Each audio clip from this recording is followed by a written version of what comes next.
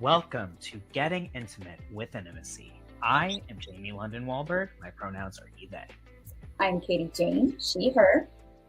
And I am May. This is a space for deep exploration of the mind, body, and soul connection. Getting Intimate with Intimacy covers consistent multimedia content spanning all forms of intimacy, from sexual to intellectual, and everything in between. Our content is created for all beings, bodies, and abilities, age 18 and up. And it can be enjoyed on YouTube as well as OnlyFans and Inside Timer. The links will be in the description on the live for our live streams. We're really looking forward to experiencing the infinite layers of intimacy with you. And remember, intimacy starts within.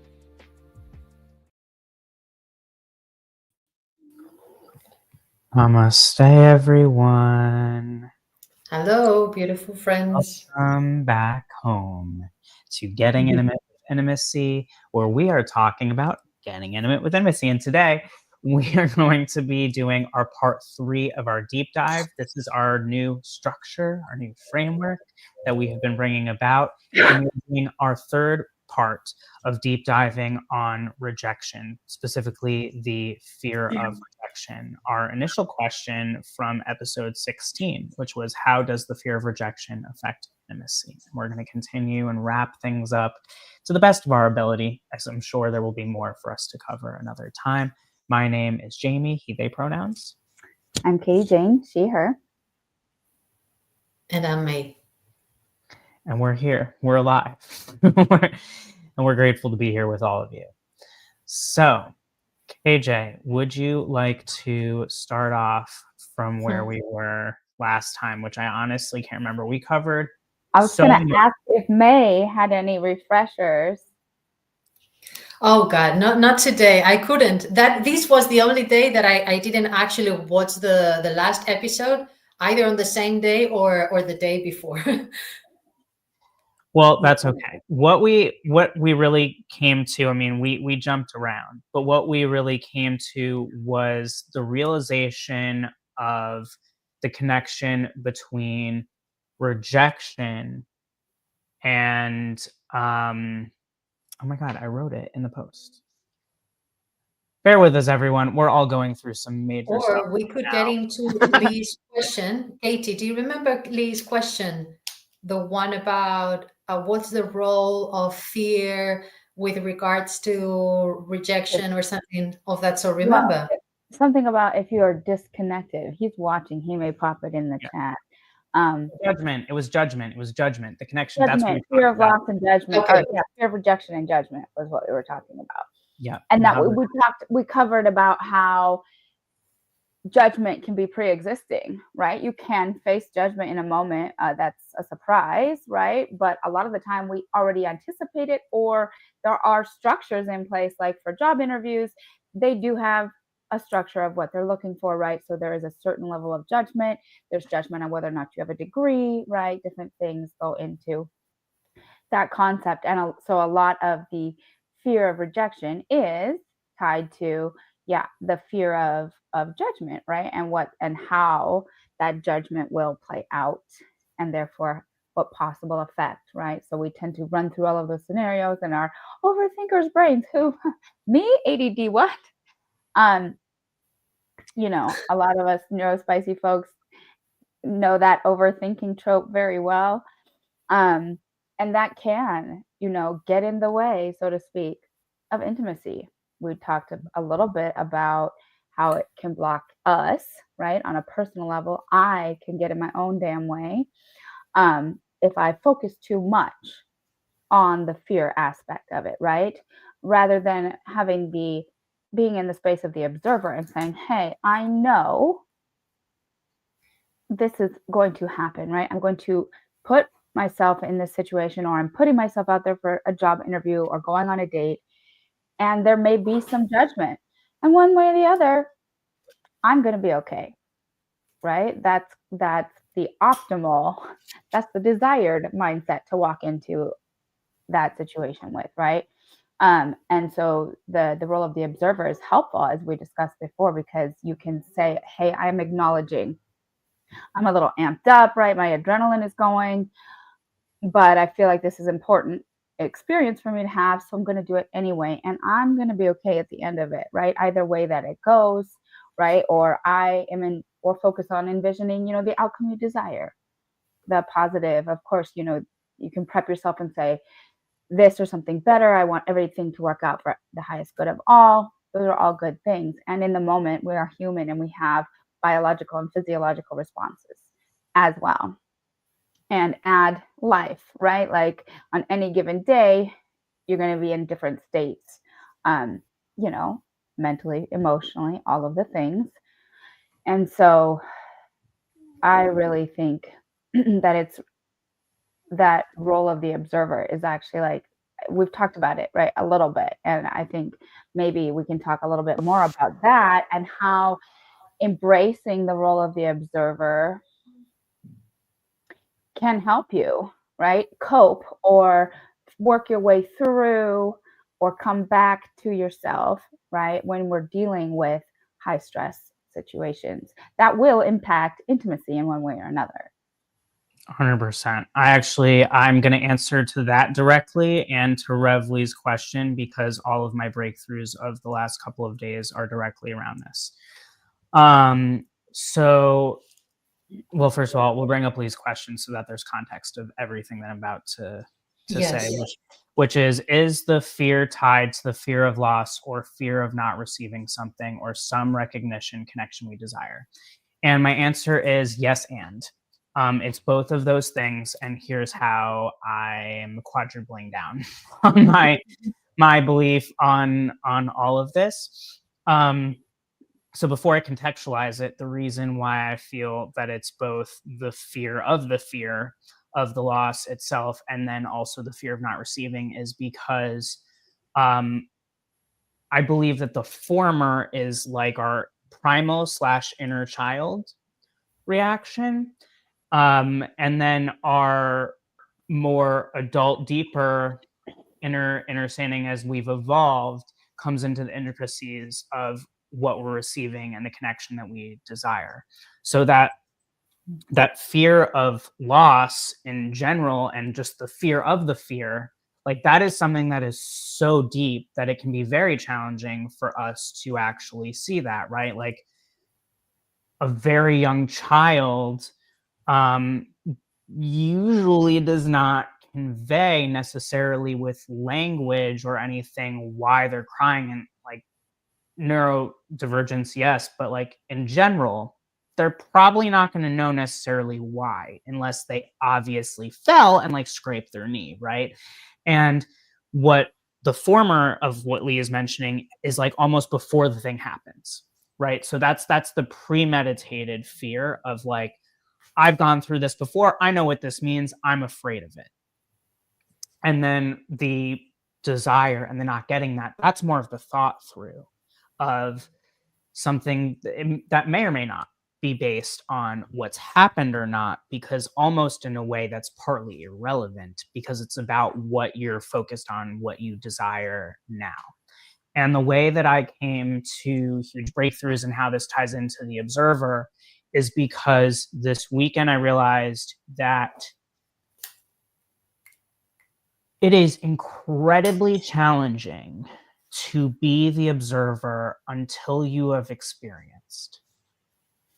I'm going to say that again. It is very challenging to be the observer until you've experienced. And let me explain why. Because even being an observer is an experience, and you need to be aware that you're observing. And once you've experienced all that there is to experience, other than the part of you that's observing what's happening, you cannot fully observe. You can be present to what is happening and observe what's happening in that moment. But when we're talking about the wider scope of the observer, where like, because of course, as you're observing and experiencing, you're going to have breakthroughs and awareness and all these things are going to happen. But in terms of like where it feels like the book is closed, you've got it, you're moving forward from this big thing, in order to get to that full observer mode, you need to have experienced all the other sides. And while a lot of this happens in other lifetimes and other timelines, there is something to be said about nurturing at least 2 to 3 different forms of that experience beforehand. I can't wait to hear what breakthrough you just had, May, because I just literally felt you and saw your whole experience, but I want to finish what I'm saying first. So when on Friday. No. Wait. Someone is having, and I don't know if it's me or if it's you, but I'm losing you in the last 1-2 minutes. KJ, did you Was hear it me? me? My connection? It's May. It's May. Okay. DJ? Do you want to leave and she could hear It's me. Yeah, it's you. Do you want to leave and come back? Okay. Yeah. Let's try. Go on, dear. So on Friday, I helped my fur child Rory transition over the Rainbow Bridge. And the only reason I'm keeping this remotely together is because I've cried pretty much the entire Niagara Falls. And so there's really nothing more to give you right now, but know that inside I'm dying. And through this process, which I've been through before, once before with my own, where it was truly through my choice and my experience and all of that. But it's been, over a decade since, or about a decade, I think, since that has happened. Yes, actually, just over a decade. That in 2024 or 2014. And when Popcorn was transitioning, and I premeditatively knew it was happening, but at that time I didn't understand my psychic gifts, so I didn't understand how I knew this. But I knew exactly when all this was going to happen. I begged my family not to go away, and they went away. And so then I was left to deal with this almost on my own. But I had a particular friend, and there's no regret or no upset or anything of how I handled it, and I was supported in certain ways. But as time was coming for Rory, and I've been planning this for quite a while with his decline, I knew that there were specific things that I wanted, that I believe that Rory wanted, that I wanted, that I knew were going to help, because this was going to be a very different experience, what Amy, my other fur child, would want, and so on, and the many people who love him. And there was a very significant part of me that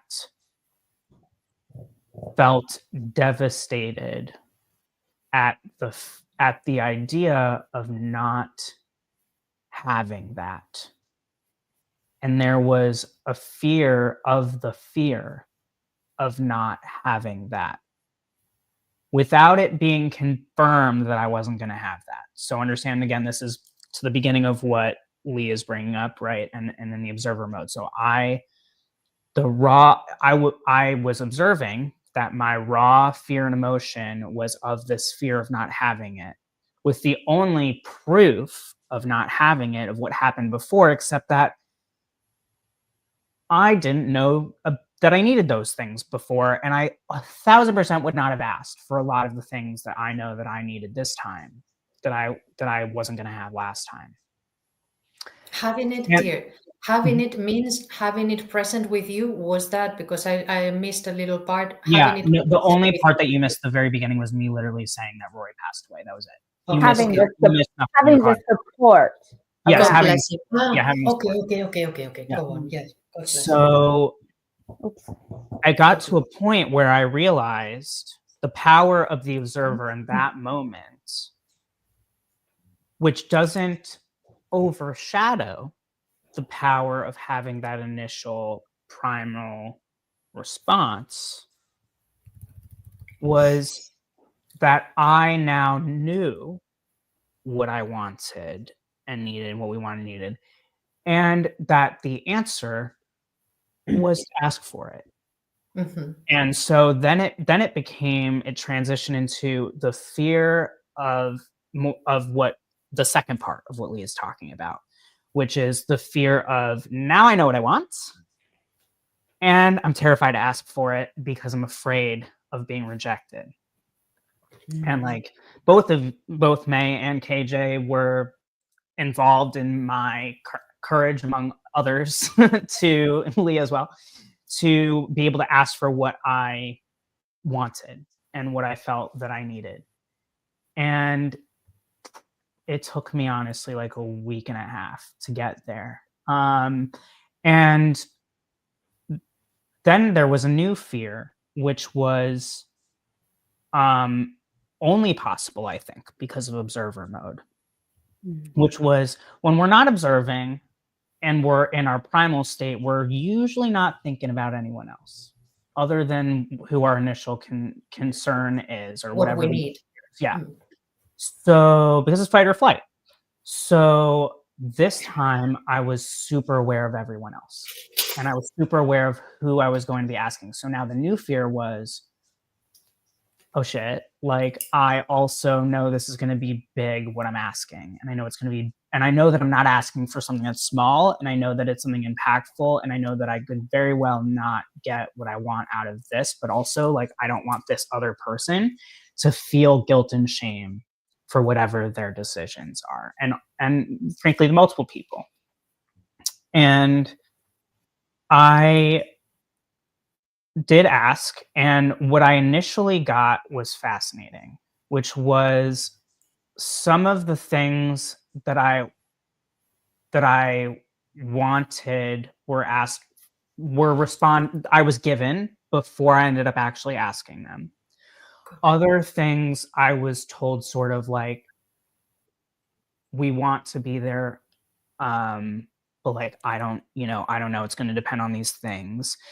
But I didn't feel the rejection that I usually felt because I was in observer mode and I already knew what it was to feel objected. So I was like, this is not objection. Listen to what you're being told. This is not rejection. Sorry. Listen to what you're being told. And like, so I was listening differently and I was receiving differently. And so while I was not thrilled at some things initially, because there was this moment of like, will it, won't it? There was clarity. There was something answered to that did not enhance that fear, that actually reduced it. And from that observer mode, I was able to change what it meant for me, which changed everything.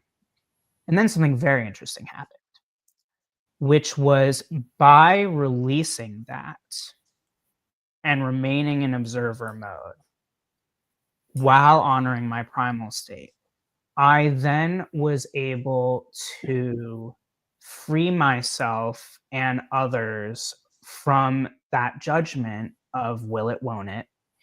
And that allowed for me to listen to my intuition and to all the higher selves of all the people that I was, thinking about. And suddenly they were like, it's going to work out. And I just knew that it was going to. And it did. Before you get too much further, can you pull up Lee's next comment? Because it's pertinent. Oh, yes, absolutely. Lee said, that is what Carlos Castaneda refers to as recapitulation, which means... Recapitulation. Say it again? Capitulation? Recapitulation. Recapitulation. Yeah. Which means to clear all attachments to past experience in order to be fully present and free from fear triggers based on those experiences. Absolutely. And I believe that something that was pertinent here within that, which I imagine would be within that process in theory, is, of course, it just freaking escaped me, the specific term of this. It's when you introduce the trigger, you basically intentionally go and introduce the trigger, and in little pieces. Exposure therapy. Thank you, KJ. That would have driven me up a wall.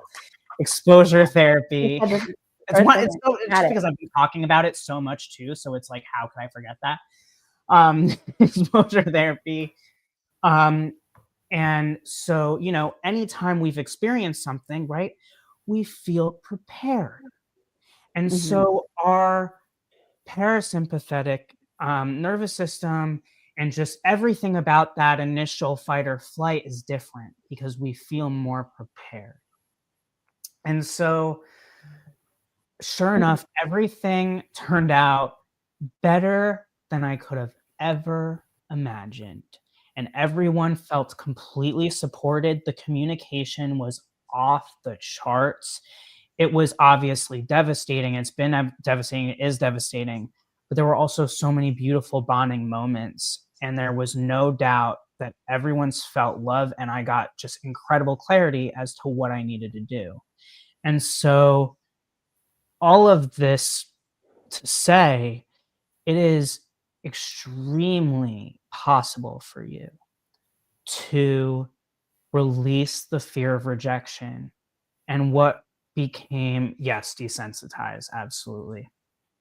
And what became possible for me as a result of this was to, in a way, close a book on what it means to feel the fear of rejection in a lot of extreme situations that I know can fuel into helping me to feel more prepared in other situations. And more importantly, it allowed for me to get what I wanted and what I needed because I was not in my own way and I wasn't in anyone's way. And it created a win, win, win, win, win scenario where I feel more at peace, where Amy feels more at peace, where others feel more at peace. And we're all, devastated to varying degrees. It Thankfully, May and KJ both got very special experiences with Rory beforehand. Yeah. Moments like knowing these things help us. And so, what I can say, I guess, what I've learned to hopefully help you if you haven't yet taken something from this share is to know that in order to get to that observer mode, it requires you to acknowledge and support every part of yourself in the process. And instead of collecting data for proof because you need to be right, collecting data because there's something about being prepared and being in the observer mode that allows you to release the need to know. And all you need to know is actually what you need and how to ask for it. And that it's worth it. It's so fucking worth it on the other side. And I think that what propelled me forward was love. And so that's what I have to say about what I've learned about judgment and rejection the last couple of days. Wonderful. Does that answer your question, Lee? Do you feel complete? Obviously, I welcome both of you, May and KJ, to share and respond, whatever feels good. Well, I would just love to give you a moment of recognition, Jamie, and honor that's an incredible process, that you've been through. And we love that you share so vulnerably and powerfully. It says a lot about how you move through life as an individual and mindfully. And I love the awareness that you have, and like all the work that you've done, like you said, to get to this place of being the observer in a powerfully supportive way for yourself. And it doesn't matter how long it took, a week and a half. Okay, awesome. You made it. You did it. And I'm so, so proud of you for asking for the support, for asking for what you needed. And so, so grateful that you had that, the most important support in the most important moments. And like you said, it all worked out, the way that it was going to. And we love Rory. That video of him with his paws just staring into my soul. He was such a sweetie. And that was, it's just so powerful when you get to that spot as well. When you're like, oh, this is what they meant by being the observer, right? Because you can experience it differently at different levels and different stages, right? You can have one experience where you're kind of like, oh yeah, I see what happened there. But to have that level of awareness and engagement and like self-support in like a critical time when you're going through something really emotionally and physically challenging is a big win. And like you said, so worth it on the other side. That was the other big takeaway I wanted to make sure that people heard, right? When we do that work, and can be work to work through fear, it's so worth it on the other side, right? So many people do stop or give up right before they would have had the breakthrough, right? That's a classic story. There's movies about it, right? There's books about it. We've all been there, right? We've stopped ourselves or given up out of fear, exhaustion, whatever it is, right? And pushing through the fear. We just didn't want to anymore. Human. And so it's always a win when we are able to do that and push through the fears. I was just checking to see. Yeah, he gave the thumbs up to let me know that I answered. So yeah, I just think that's a really powerful share, and I appreciate you so much, Jamie. Go ahead, May, what would you like to say? Yeah. So yeah, I'm also very proud of you, dear, because it's not very common in humanity yet that people are so aware of what they prefer and need and how to actually start a relationship, be in a relationship, say goodbye to a relationship in the most respectful, sacred, and honorable way. And not just with humans. We can do that with any living creature. And so that speaks beautifully about you and your level of consciousness and inner work that you are doing. And also that because of, I think that the more awareness we put into things, whether we want it or not, breakthroughs come. Even in the most extreme situations and painful, if you're fully open from your heart to be conscious of what everybody needs, not losing yourself in what everybody needs. As long as I have the energy, I want to give everybody what everybody needs. At least that's like something in me that feels natural, so long that I don't lose myself. And I think you're very similar to me, dear. In that openness and that lovingness, then I think the greatest realizations come through. And we would like them to come in the sweetest moments, but normally they come in the hardest. But at least for me, it's like, okay, I think I feel now that I have grown or evolved or expanded in a way. So even if I was not looking for any kind of reward, it feels like a little prize. And also, when you were talking before, I have realized Rory was the first cat with whom I have been intimate, actually. I've never been intimate with any other cat than Rory. So I'm super grateful to have had that experience with him, and especially with him because he was and is such a unique creature, unique in all possible ways.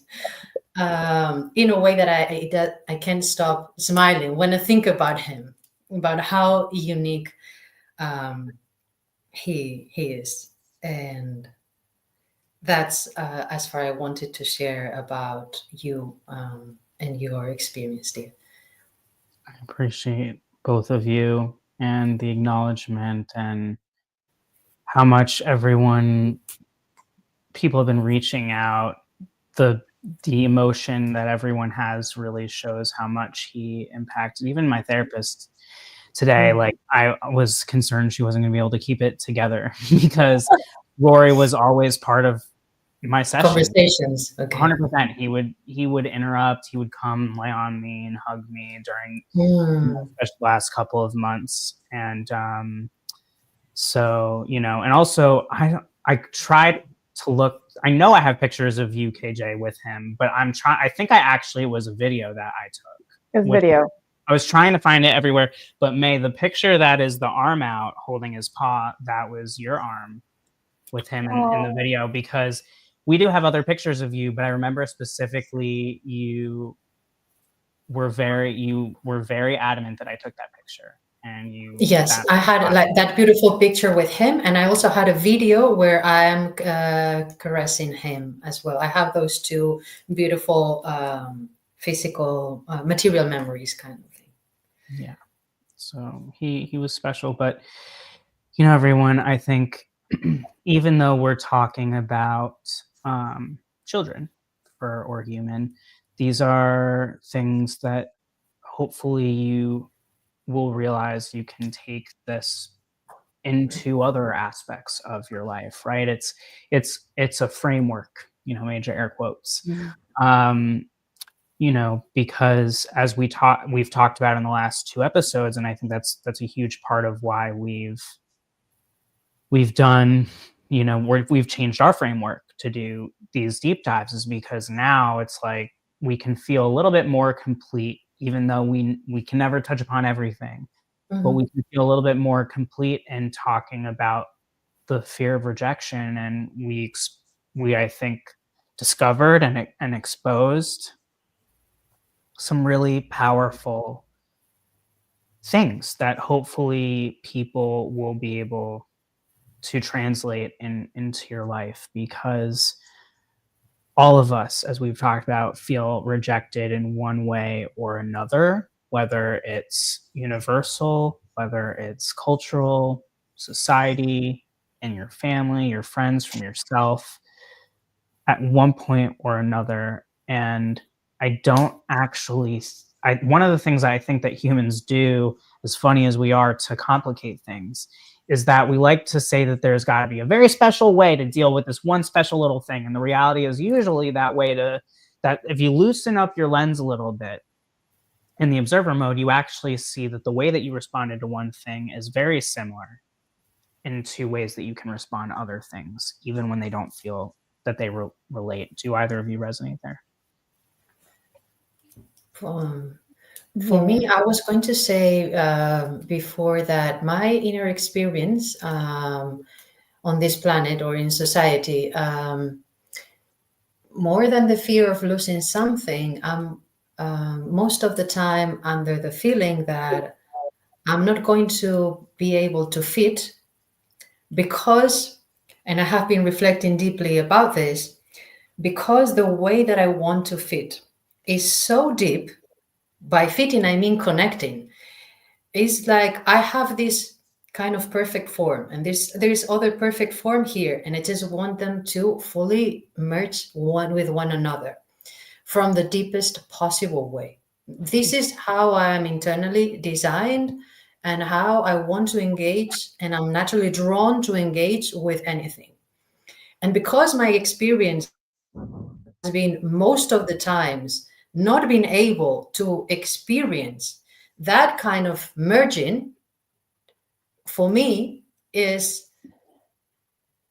the feeling of rejection, or is not really kind of losing anything, is not being able to bring out or express in connection with another being, not just with myself, that kind of fitting and connection.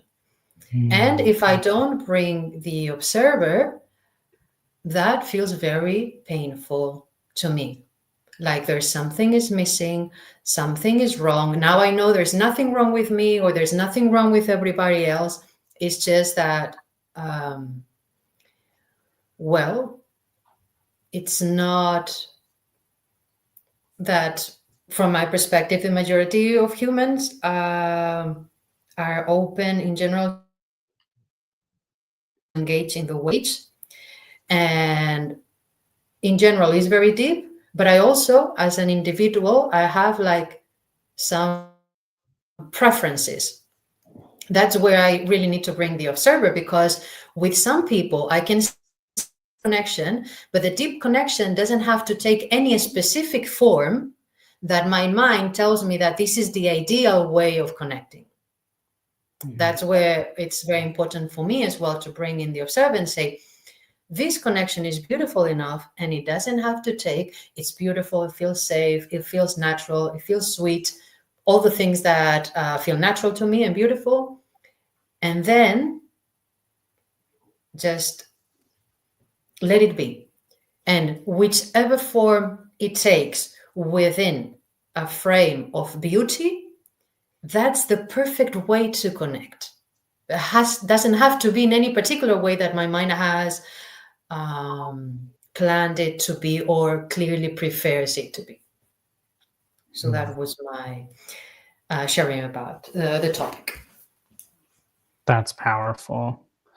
I just had a very interesting visual as I was listening to you, May, about as you were talking about the connection, right? And that's really what it's being. And it's like taking that judgment and transmuting it into awareness allows you to be that observer mode. And I was seeing like, a radio. And it's like when you think about connection, it's like the rejection, all it is your signal did not get locked into by the other frequencies. So it's just like the frequencies, and you just got to tune the knob. And that's sort of where observer mode comes in, right? Like it's where you're compromising. It's where you're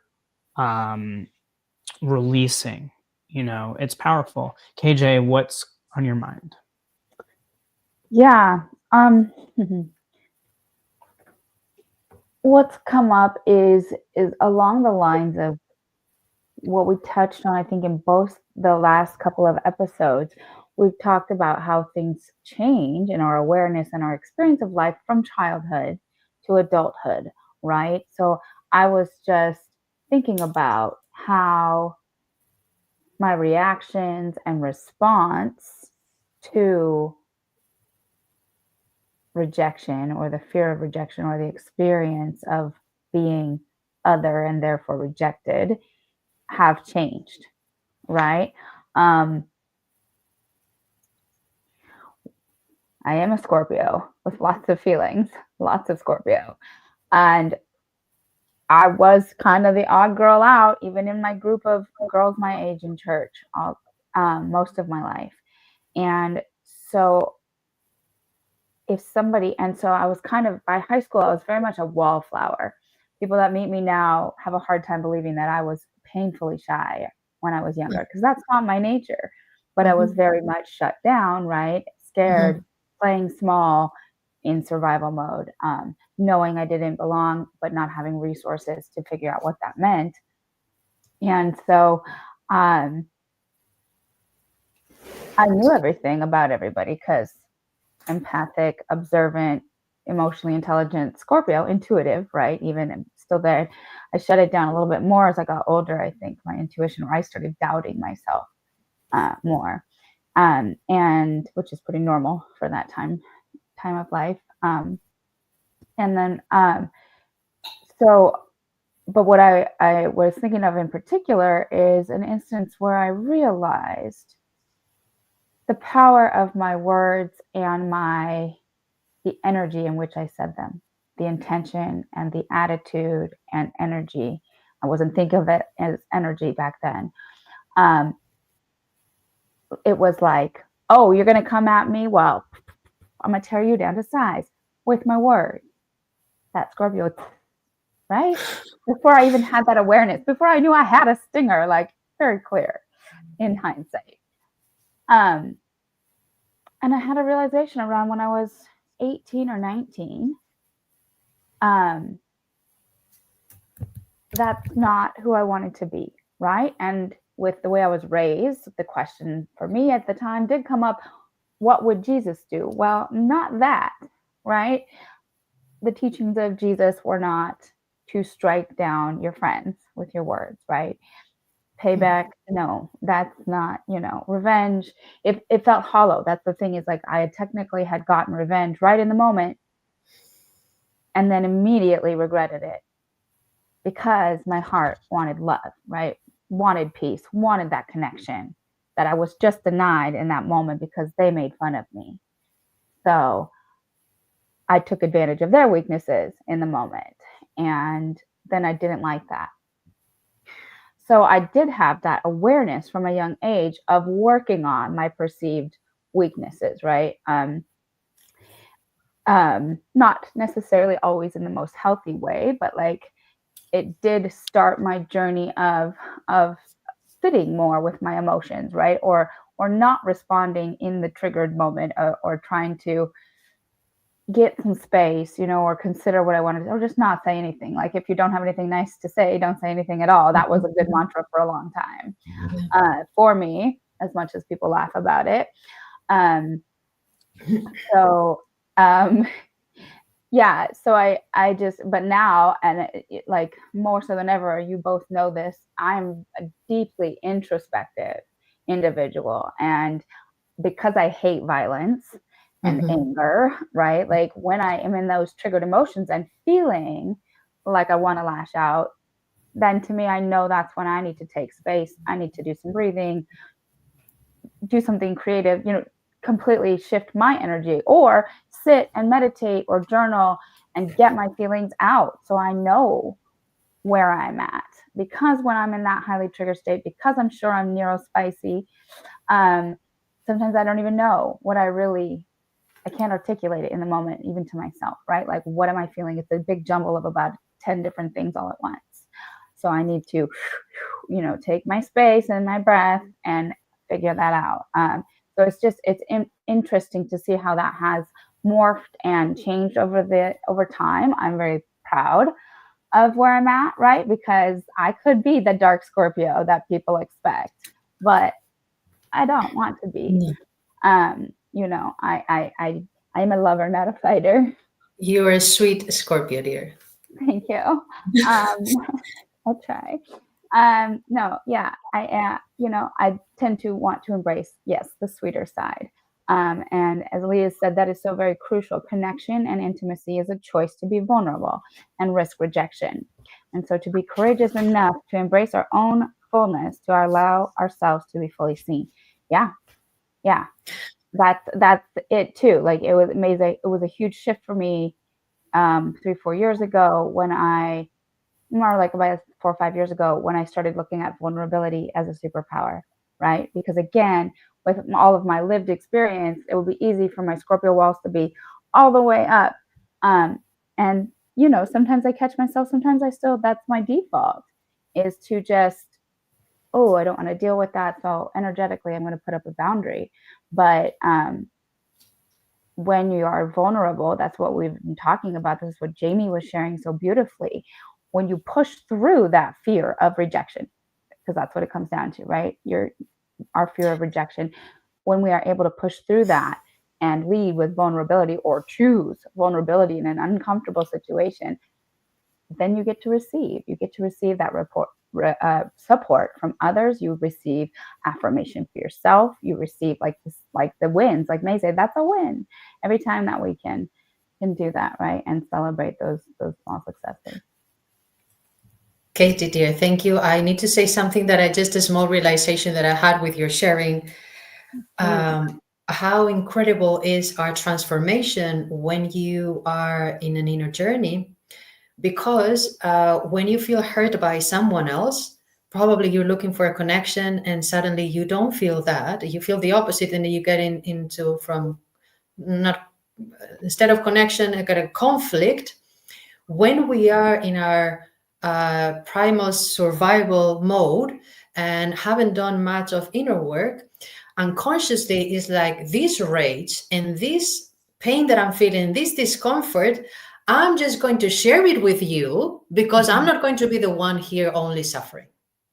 And when we grow internally and energetically, we realize that that is so unpleasant. How would you dare to share that with someone else? Give that energy to someone else. And then you quickly try to neutralize it, to transmute it in a way that you don't have to experience it and the other person doesn't have to experience it either. Yeah. And that's some transformation that I've also experienced in myself. And it's one of the most wonderful things before you react and bring some very unpleasant energy out. And now it's like, okay, I don't want this for me and I don't want this for anybody else. And let's go back to trying to connect in a beautiful way. Beautifully said. Honestly, both of you. I'm proud. Can we just do a mutual high five? We've all come so far, and I know that this conversation of fear of rejection has been super powerful, and that we will inevitably come back to these conversations again. You know, it's just it's beautiful how humans can come together and have these conversations and create belongingness and unconditional love and solutions. And I hope that our roundtable inspires, like many other roundtables, to have the conversation. Because when you can release that fear and just have the conversation, it's life altering. Like, like I said to my therapist, I was like, well, these are all the things that I'm worried about because I feel I'm worried about the rejection. And she was like, well, why don't you tell them that? I was like, what? Like, you know, and she caught me in my Honesty. own, you know, if it was someone else I was listening to, I would have totally said the same thing. And I'm sure, and I know that I have. I know that I've had, even both of you, like, I've been like, well, have you considered sharing that these are what your fears are? You know, and it's like, what happens when we do that, and again, like, this was something that I did as well in the last couple of days, is I was like, well, I'm afraid, like, I literally listed out like 7 or 8 fears. I was like, well, this part of me feels this and is worried about that. This part of me is worried about that. This part of me is worried about, and I list all this out. And then there wasn't panic. There was like, I immediately got support back and reflection. It's like, we're going to figure it out. Like, it doesn't have to be decided in this moment. And it's incredible how much relief that brought. And so the vulnerability, you know, really, really is key. And I invite you to resist the resistance, you know, love through that part of you that is afraid that there's not more love, because there's always more love. Always more love. And we're going to be continuing to talk about that love in a conversation that I am super excited about. Where next week we're coming back into our typical framework of having structured questions, but we will be easing ourselves in, allowing more breadth of expansion, because now we're doing these other 2 added parts of deep dives. So now you will always have an episode, and then you will have 2 deep dives. So that way we can all feel like we can just chill and communicate openly. We are going to talk about an incredible an answer to an incredible question that May presented, which is, how has the societal sexualization of the human body affected our lives and intimacy? And I cannot wait for us to dive deeply into that. And we will see you on Tuesday, as always, 11:30 a.m. PST time, 2:30 p.m. EST time, and Central European time moved. Congratulations, everyone, for springing forward for no reason, just like us, and in New York. And so 8:30 p.m. Central European time, we will be here to tune in And remember, Intimacy starts starts within. within. Namaste, my friends. We love you unconditionally, and we will see you next So time. much. Be Thank Much you. love.